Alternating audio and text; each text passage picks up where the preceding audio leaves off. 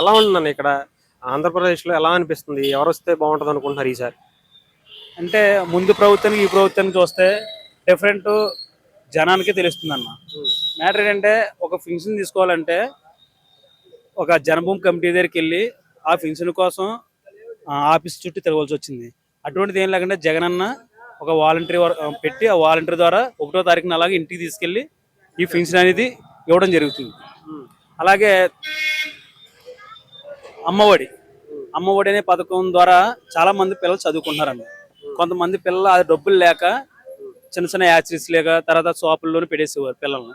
అటువంటి ప్రాబ్లం లేకుండా అమ్మ నేను ఉన్నాను చదివిస్తానని చెప్పి జగనన్న అమ్మఒడి అనే పథకం ద్వారా వాళ్ళు వెళ్ళి చదువుకుంటున్నారన్న. అలాగే మేము చదువుకున్న టైంలో మాకు బుక్స్ పెట్టుకోవడానికి బ్యాగులు లేక గోని సెంచుల్లో పెట్టుకుని వెళ్ళేవాళ్ళం. అటువంటిది ఇప్పుడు జగనన్న ప్రభుత్వంలో బ్యాగులు వచ్చాయన్న, షూస్ ఇచ్చారు, డ్రెస్ ఇచ్చారు. మనకి ఏదో సిరిపోని బట్టలు వేసుకుని వెళ్ళేవాళ్ళు మేము వెళ్ళి చదువుకున్న టైంలో. ఇప్పుడు అలా కాదు, ప్రైవేట్ స్కూల్లో ఏదైతే యూనిఫామ్తో వెళ్తున్నారో అదే విధంగా ఇప్పుడు పిల్లలు యూనిఫామ్గా ఒక ప్రైవేట్ స్కూల్కి ధీటుగా గవర్నమెంట్ స్కూల్కి వెళ్తున్నారన్న జగనన్న ప్రభుత్వంలో. అలాగే ఆటో వాళ్ళు ఇబ్బంది పడినా వాళ్ళకి కావాల్సిన అమౌంట్ కూడా ఒక పథకం ద్వారా రూపంలో ఇస్తున్నాడు అన్న. ఏమన్నా కంపెనీలు తీసుకొచ్చారా ఆంధ్రప్రదేశ్కి సంబంధించి? ఇప్పుడు మీరు చదువుకుంటున్న వాళ్ళ గురించి చెప్పారు, చదువుకొని బయటకు వచ్చిన వాళ్ళ పరిస్థితి ఏంటి? జగనన్న వచ్చిన వెంటనే సచివాలయం అనే ఒక ఉద్యోగం తీసాడన్న. అది చదువుకున్న ప్రతి ఒక్కరికి వచ్చింది, రాలేకపోయినా మళ్ళీ నోటిఫికేషన్ తీసాడు.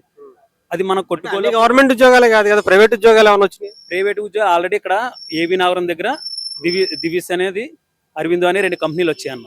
ఆల్రెడీ అవి రన్నింగ్ అవుతుంది. తర్వాత ఒక కంపెనీ కూడా వస్తే ఇది పొల్యూషన్ ఉందని చెప్పేసి మనం పెట్టుకు మనమే అది వేరే రాష్ట్రానికి పంపించేసాం. ఆల్రెడీ వేకెన్సీ అక్కడ ఉన్న వేకెన్సీ కూడా తీసుకుంటున్నారన్న ఏబీ నగరం దగ్గర.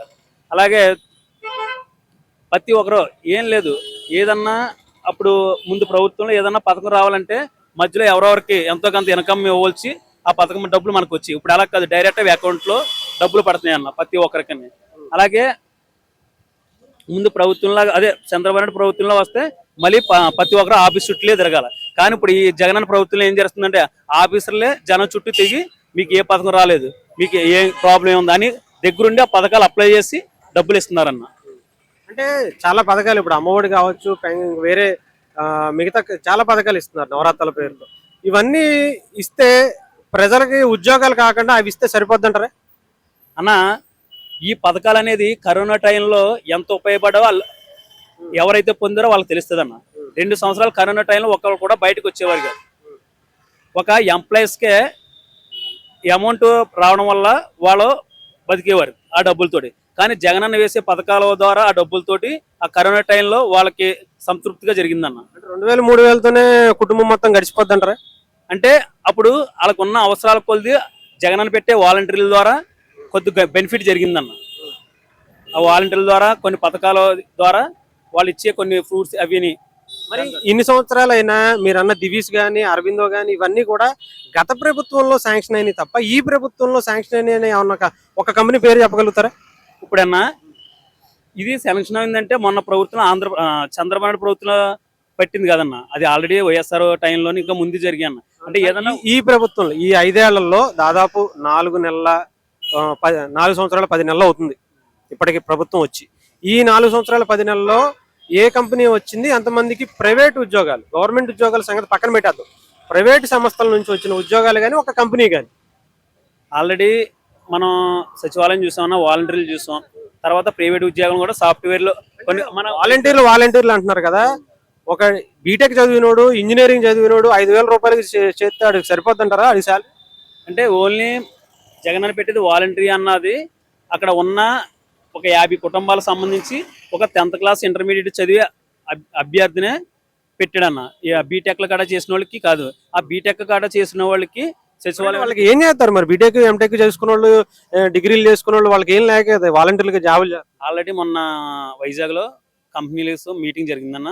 ఆల్రెడీ సెలక్షన్ అయింది మనకి ఎట్రో ద్వారా, తర్వాత ఆస్వర్. శాంక్షన్ అవడం అంటే చూపించడం వేరు, అక్కడ కంపెనీ పెట్టింది ఆంధ్రప్రదేశ్ మొత్తంలో.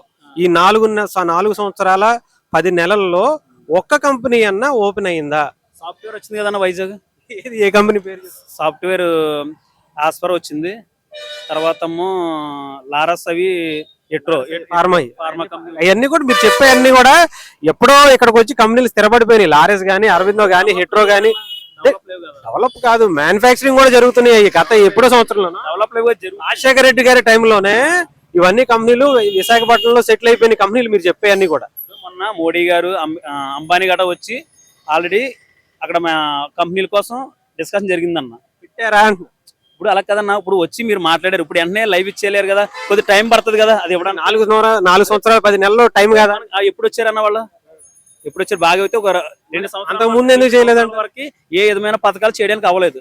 2 సంవత్సరాలు మనం. మీకు ఒక కంపెనీ తెలుసా ఇక్కడ, అమ్రాన్ బ్యాటరీస్ అని చెప్పేసి తిరుపతిలో ఉండేది. దాదాపు 8,000 మంది కుటుంబాలు దాంట్లో పనిచేసాయి. అంటే 8,000 మంది ఎంప్లాయీస్ ఉండేవారు.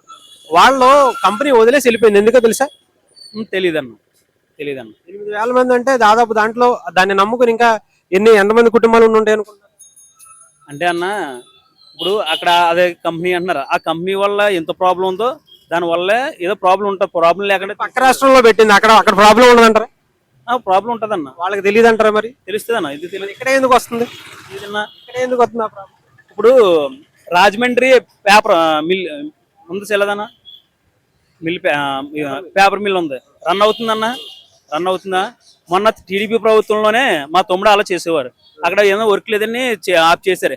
పేపర్ మిల్ అన్నది వేరేది ఎక్కడ ఉంటే రన్ అవుతుందా లేదన్నా వేరే రాష్ట్రంలో? రన్ అవుతుంది కదా. ఎందుకు ఆఫ్ చేశారన్న? పేపర్ మిల్ ఇప్పటికీ రాజమండ్రిలో రన్ అవుతుంది. కొన్ని డిపార్ట్మెంట్ లో తీశారు. మా తమ్ముడు బయటకు వచ్చాడు, మార్పించేసి. అది ప్రైవేట్ కంపెనీ, గవర్నమెంట్ ఏదన్నా పేపర్ మిల్. కొంతమంది ఉన్నారు కదన్న, అది ఎంప్లాయీస్ కదన్నా, గవర్నమెంట్ కాకపోయినా అది ప్రైవేట్ అయినా ఉన్నారు కదన్న. ఇప్పుడు మీరు అక్కడ చెప్పారు కదా తీసారని, ఎందుకు తీసారంటే అక్కడ నాకు తెలియలేదు, ఇక్కడ తెలిసింది రీజన్. ఇంకా ఉంది కదా కంపెనీ ఏదన్నా పేపర్ మిల్. అలా కదన్న, ఇప్పుడు మన ఇద్దరం చేస్తున్నా, నన్ను మార్పించేశారు, నువ్వు చేస్తావు. అప్పుడు నేను ఎలా ఏమవుతానో నేను ఫీల్ అవునా అనుకుంటే ఎక్కడో పక్క దేశంలో సాఫ్ట్వేర్ కంపెనీ వాళ్ళు కూడా తీసేస్తున్నారు. దానికి మనకి లింక్ పెడితే ఎలాగా? నేను అనేది కంపెనీలు ఎందుకు పెట్టట్లేదు, ఉన్న కంపెనీలు ఎందుకు పోతున్నాయి? ఇప్పుడు మొన్న ఇక్కడ మన తుని నియోజకవర్గంలో బల్క్ డ్రగ్ కంపెనీ అని వచ్చింది. ఆ కంపెనీ వచ్చింది మొత్తం అందరూ పాడైపోతాం అని చెప్పేసి మొత్తం ధర్నాలు చేసి ప్రతిపక్షంలో అందరూ ఆ కంపెనీ పంపించేశారు. అదే ఆ కంపెనీ వచ్చింటే 3 మంది ఎంప్లాయ్మెంట్ వచ్చింది. మీరు ఇందాక చెప్పారు కదా దివీస్ కంపెనీ అని చెప్పేసి ఒకటి పెట్టారు, ఓపెన్ అయిందని. ఇదే దివీస్ కంపెనీ గురించి జగన్మోహన్ రెడ్డి గారు ఈ కంపెనీని ఇక్కడ పెట్టినవను నేను సీఎం అయిన తర్వాత అన్నారు. మీకు తెలుసా?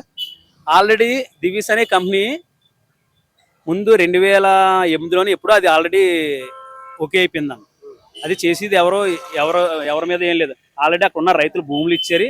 ఆల్రెడీ గవర్నమెంట్ సంబంధించి కొద్ది భూమి ఉందన్నది. ఆ భూమి ద్వారా అప్పుడే అది కన్ఫర్మ్ అయిపోయిందన్న.